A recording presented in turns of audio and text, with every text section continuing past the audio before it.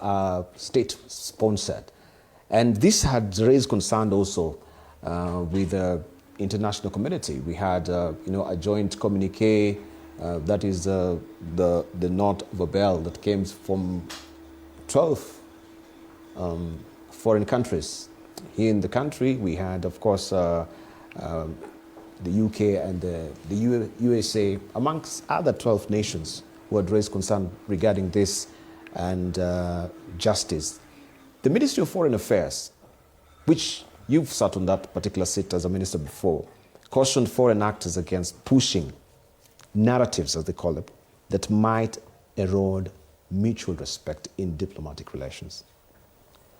And just as I've mentioned, you once, having led that particular docket as a minister, how would you assess... Twice, actually, for a total of 7+ years. Yes. How would you assess the tone and the strategic messaging of such communications? Is this, would you call it effective diplomacy? Or could we say Kenyan, it is a defensive posture? I can tell you this, Enea, without any contradiction whatsoever, in my mind, Kenya's present foreign policy is confused completely. They are at sea. They have no idea. Yeah? When we talked about that at independence, we came up with session of paper number 10 of 1965, which guided our ideological orientation during the time of the Cold War. Remember, the East and the West divide, the time of the Cold War. We took a position that we will be non-aligned. Now, non-alignment, I've told these people before, when Kenya was declared by President Biden as a non-NATO ally, that puts the countries at arm's length of Al-Shabaab and other persons. We were hit in 1998 because we were hosting only the American embassy here. But now we'll be hit as complicit because we are seen to be allies of the West, of a particular type of political arrangement or whatever, global arrangement. But that's why we say we shall remain non-aligned.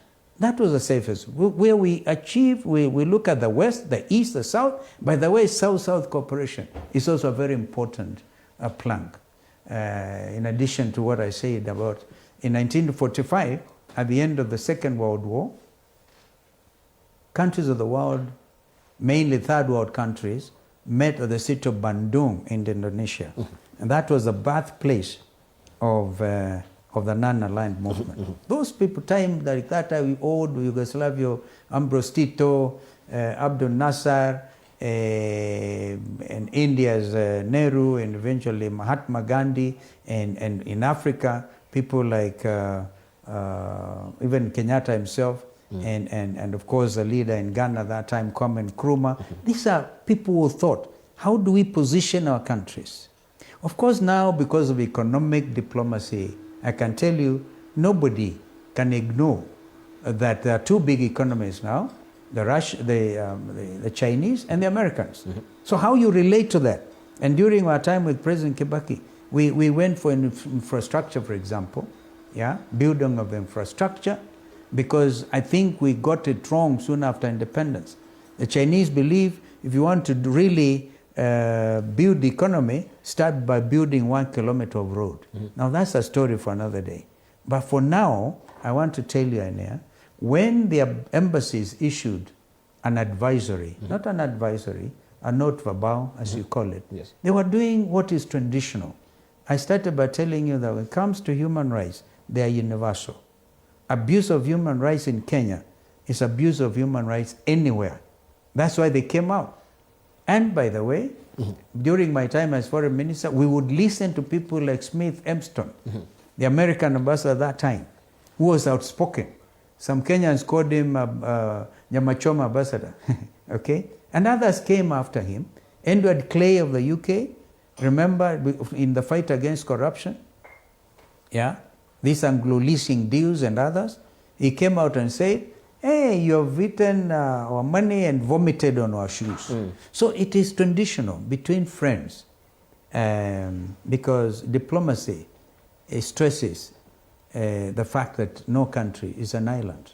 But so you cannot plead the breach of Vienna Convention anymore. Oh, no, no, no. Right, but if I may remind you, during that particular time with Ambassador Smith Hemston by then, yes.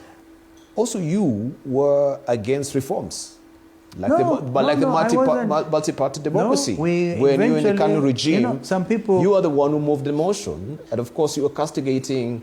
What motion? Of changing the article. No, article. No, I was a master of ceremony at Kasarani when we decided to amend Article 2 and to get to a 2A of the Kenyan Constitution to allow for multi-party democracy. Weren't you the one who was moving the motion? No, I wasn't leader. I was just a deputy speaker, my friend, that time. Mm-hmm. Okay, but there were the leaders of the leader of business, House business. I can't remember, Vice President, maybe Karanja. Right? Joseph Karanja. Joseph Karanja. They moved the motion, and we were overwhelming because unlike William Ruto, Moi was able that time to listen to what the country was saying. Okay? And he gave way. Remember the very peaceful handover to Kibaki. Very few heads of state, and people don't give credit where it is due. Moi handed over in a very democratic manner to President Mwai Kibaki. So that was orderly. But this approach now by William Ruto is really draconian. Right. But we'll deal with it because it's too late even for William Ruto. Constitution 2010 is our shield and our defender. So just like we say, justice be our shield and defender. And this is why I'm very proud that we enacted Constitution 2010. So he thinks actually that you're being unfair to him. He's wondering why aren't you raising the cacophony and all these rukus regarding the presidency of Mwai Kibaki, of which you are the vice president. Oh, the presidency there's a clip circulating, yes, where William Ruto is telling, this is what he was saying country, today. Whether you like it or not, Kibaki, you are leaving. Yeah, you must leave. An old clip, yes. Double standard.